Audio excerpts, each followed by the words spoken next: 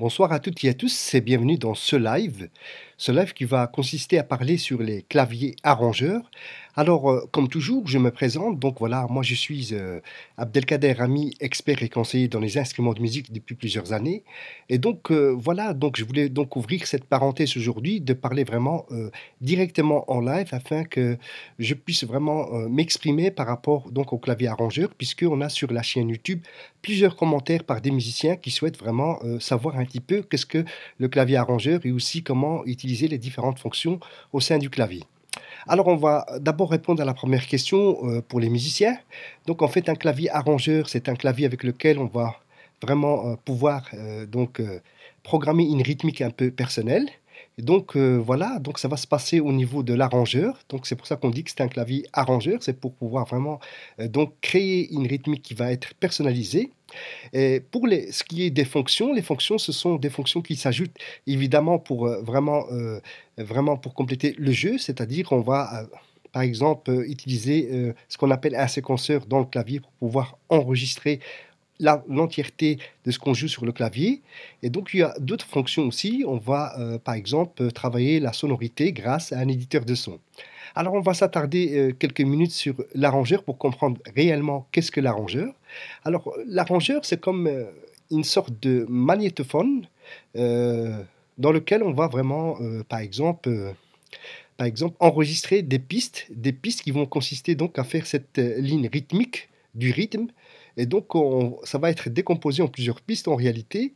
Et donc on va choisir une piste par exemple pour mettre par exemple un enregistrement de batterie et percussion sur une première piste. Et ensuite, on va enchaîner avec une deuxième piste pour mettre par exemple une ligne de basse, donc de guitare basse. Et puis ensuite, sur la troisième piste, on va mettre par exemple une guitare d'accompagnement ou bien un piano. Et puis la quatrième piste, en général, on met un fond qui peut être une violoncelle. Et donc voilà, c'est un choix de sonorité qu'on va donc choisir aussi au même titre que les autres pistes. Et par la suite, donc, il y aura, par exemple, peut-être une piste 5, 6, 7, 8, pour pouvoir encore mettre d'autres accompagnements de guitare ou de piano afin de compléter la rythmique. Donc voilà, ça c'est l'arrangeur, c'est vraiment pour pouvoir vraiment arranger sa propre rythmique personnelle. Alors, contrairement à l'idée que je conçois à chaque fois, par exemple, que je lis sur certains commentaires, en fait, l'arrangeur, aussi, c'est un clavier avec lequel il y a une rythmique qui existe déjà dans le clavier. Et donc, on va utiliser cette rythmique pour jouer. Donc, deux possibilités. Donc, soit on joue avec la rythmique d'origine du clavier, et aussi, soit, par exemple, composer sa propre rythmique personnelle pour pouvoir jouer avec. Alors, ça, c'était pour l'arrangeur. Alors maintenant, les claviers, comme vous le savez maintenant, avec les différentes fonctions, les claviers deviennent vraiment des workstations. C'est-à-dire qu'on peut trouver maintenant donc l'arrangeur, le séquenceur, l'éditeur de son. Il y a aussi un élément qui est important. Maintenant, dans les claviers, on peut trouver ce qu'on appelle un sampler. Un sampler, alors qu'est-ce que c'est? Un sampler, c'est vraiment un échantillonneur en français, c'est-à-dire qu'on va prendre un son, on va l'échantillonner. Échantillonner le son, ça veut dire qu'on va aller chercher un son, par exemple de l'extérieur, et le rentrer dans le clavier. Alors il y a plusieurs méthodes à ça. Une des plus classiques, c'est d'utiliser vraiment une entrée ligne ou micro au niveau du clavier, pourvu que celle-ci existe. Et donc on va aller chercher un autre son, on va l'échantillonner et on va le rentrer dans le clavier, et puis on va le traiter, et puis on va le mémoriser dans une mémoire, et comme ça on peut l'exploiter. Donc ça veut dire qu'on peut aller chercher des autres sons de n'importe quel clavier et les faire lire dans le clavier arrangeur grâce au sampler intégré dans le clavier. Donc ça, c'est vraiment l'avantage du sampler.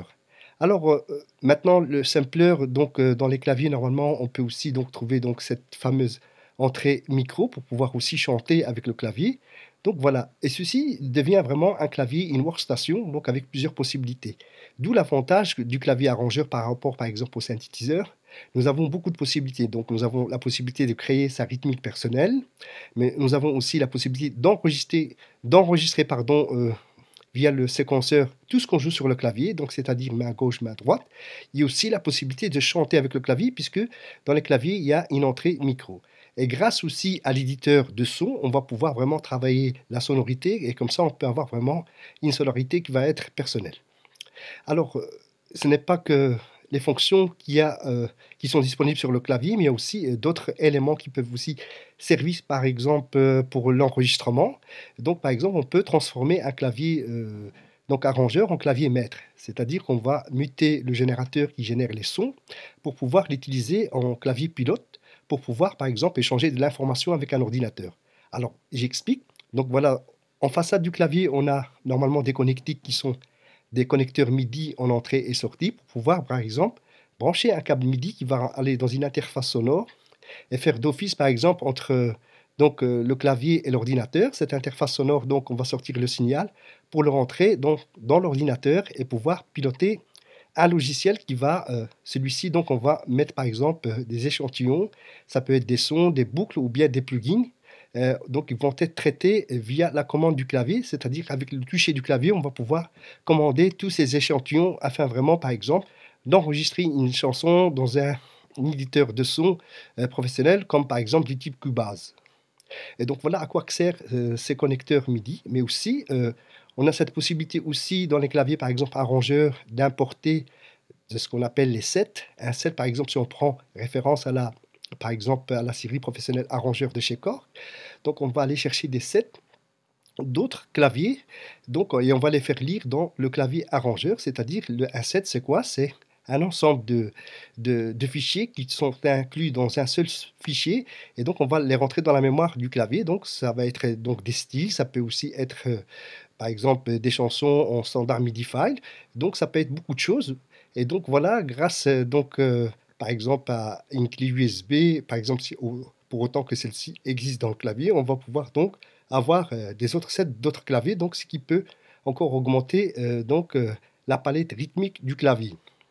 Alors, dans certains claviers, on peut aussi avoir, par exemple, un disque dur. Un disque dur, par exemple, pour déposer plusieurs sets, pour pouvoir, par exemple, après, les utiliser au bon moment. Ça peut toujours servir. Donc, un disque dur, ce n'est pas d'office dans un clavier.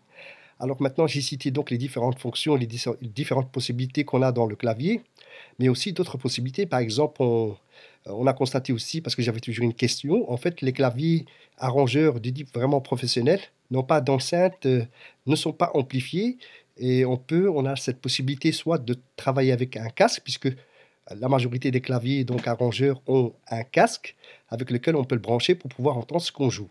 Ce n'est pas toujours évident de jouer avec un casque, mais on a aussi la possibilité, par exemple, de mettre une barre de son. Si je prends par exemple Allusion pour le Korg PA3X et 4X, qui sont vraiment des claviers de type professionnel, eh bien, on va ajouter une enceinte acoustique, donc qui va être amplifiée, et comme ça, de façon à avoir vraiment le son qui sort vraiment dans l'enceinte et pouvoir entendre ce qu'on joue. Donc, deux possibilités, soit la barre de son, soit le casque audio. Alors ça, c'est pour tout ce qui est possibilité au niveau des claviers arrangeurs. Alors évidemment, j'ai parlé tout à l'heure des bornes MIDI, mais avec les bornes MIDI, on peut par exemple commander une boîte à rythme. On peut donc échanger de l'information avec un ordinateur. On peut commander aussi un autre clavier. Donc vous voyez que les possibilités ne sont pas limitées quand on a un clavier arrangeur. Alors, un avantage du clavier arrangeur, c'est que vous pouvez donc jouer tout seul, donc et chanter aussi avec, puisque on a des claviers arrangeurs avec micro intégré. Et donc voilà, vous pouvez par exemple remplacer vraiment un groupe, vous tout seul sur le clavier arrangeur. Donc voilà la conclusion par rapport donc au clavier arrangeur. Pour ceux qui veulent vraiment débuter, alors attention, il faut savoir aussi que les claviers arrangeurs, il y en a de plusieurs niveaux. Donc si vous êtes par exemple un musicien débutant, ne prenez pas un clavier de haute gamme, mais prenez plutôt un clavier d'entrée de gamme pour pouvoir vraiment vous entraîner et ensuite passer à un moyen de gamme et puis passer vraiment aux toute grande gamme de la même série. Donc ça, ce sont mes conseils que je peux donner donc aux musiciens qui débutent vraiment, donc par exemple avec un clavier arrangeur. Donc voilà, je vais conclure donc cette vidéo. J'espère pour vous que c'est clair. Alors si jamais vous avez beaucoup de questions par rapport au clavier arrangeur ou bien d'autres types d'instruments, par exemple de studio, ou bien vraiment, vous avez vraiment des questions qui sont par exemple liées techniquement ou artistiquement au niveau du clavier ou bien au niveau du matos studio, alors je vous suggère de vous abonner à ma chaîne YouTube qui est Abdelkader Rami. Donc là, vous pourriez vraiment avoir des vidéos qui vont être complètes par rapport au sujet et ça va être aussi des vidéos qui vont être un petit peu personnalisées par rapport donc à vos questions. Donc voilà, je vous suggère de vous abonner et donc de cette façon, vous allez avoir vraiment le contenu de mes vidéos qui parlent chaque fois sur les claviers arrangeurs des différentes marques. Voilà, donc j'ai terminé. Je vous dis donc, voilà, une très bonne chance avec le clavier arrangeur et à bientôt.